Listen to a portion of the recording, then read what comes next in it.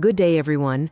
Today, we are diving into a critical pillar of the academic world, scholarly integrity. This presentation, based on the analysis file Publication Misconduct and Unethical Behavior Analysis.pdf, provides a comprehensive examination of publication misconduct in academia.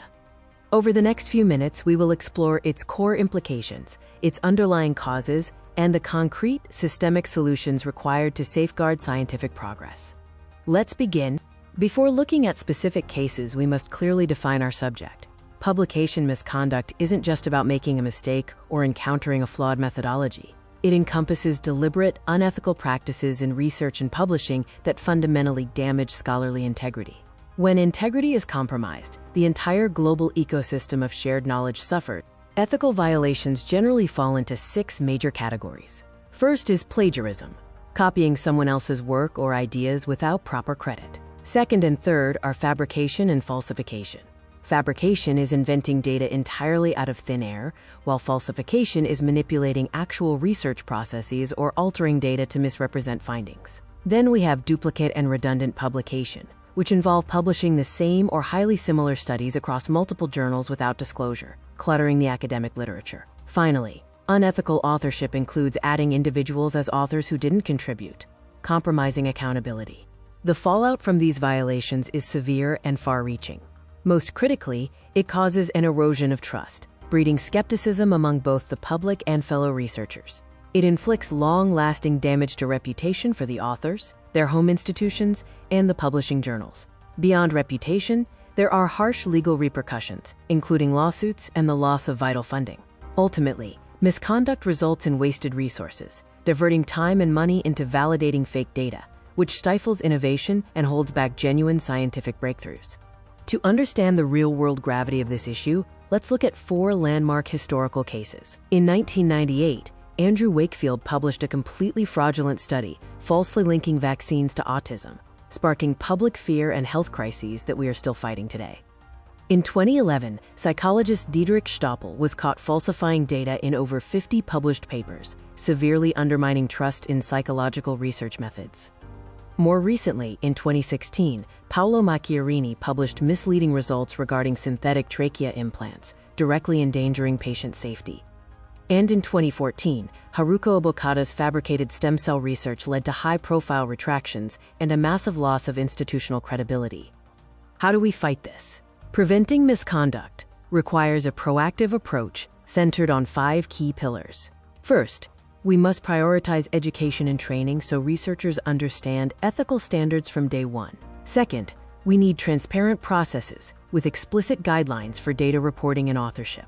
Third, we must strengthen robust peer review to catch anomalies early. Fourth, institutions must create safe environments that actively encourage whistleblowing without fear of retaliation.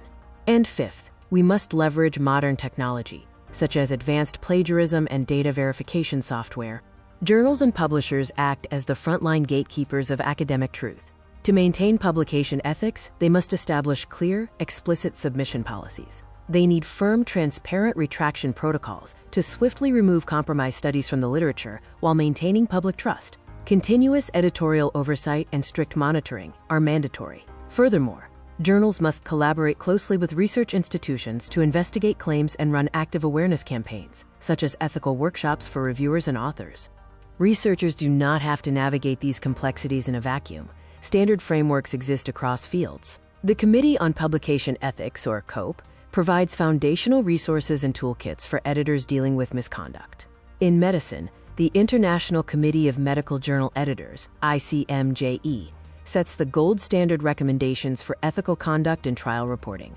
For the social sciences, the American Psychological Association, APA, tailors specific standards for psychological research. On a global scale, the World Health Organization emphasizes transparency and strict ethical alignment for health research impacting policy. Technology is a vital ally in maintaining the integrity of the written word. Today, several advanced tools are standard practice. Turnitin is widely used across academic institutions to check student and scholar submissions against a massive text database. Grammarly provides essential style and grammar checks alongside an integrated plagiarism scanner. For specialized professional work, Authenticate is the preferred tool designed specifically for researchers and publishers to vet manuscripts pre-submission. Finally, platforms like Unicheck offer real-time detection that integrates seamlessly into modern learning management systems. While publishers look at the end product, research institutions, like universities and laboratories, govern the environment where research happens. Institutions are responsible for comprehensive ethical training and mentoring. They must establish formal monitoring and reporting systems to handle internal complaints objectively. Crucially, they need to build secure support systems so scholars can seek ethical guidance safely. Ultimately, the goal is to cultivate an organizational culture of integrity, where ethical behavior is celebrated as a core component of excellence. To assist researchers facing complex ethical dilemmas, several practical resources are available. Scholars should actively navigate publication ethics websites like COPE and the APA for case studies and rulebooks. On campus, the dedicated Research Integrity Office should be the first stop for compliance support and guidance. Attending university workshops and training sessions helps keep ethical standards top of mind. Finally, joining professional societies provides access to a peer network deeply committed to upholding field-specific standards.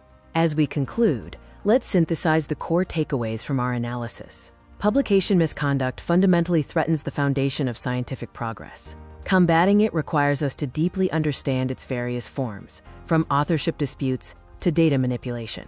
This is a shared responsibility. Institutions, journals, and individual researchers must collaborate closely. By leveraging modern technological verification tools and committing to continuous ethical education, we can foster a transparent, trustworthy, and robust research culture for generations to come. Thank you. Finally, we consider the impact of cognitive biases. These psychological traps and systemic issues can warp decision-making and fuel unethical behavior, even among experienced professionals. This concludes our video. The following slide lists the image sources used in this presentation for your reference.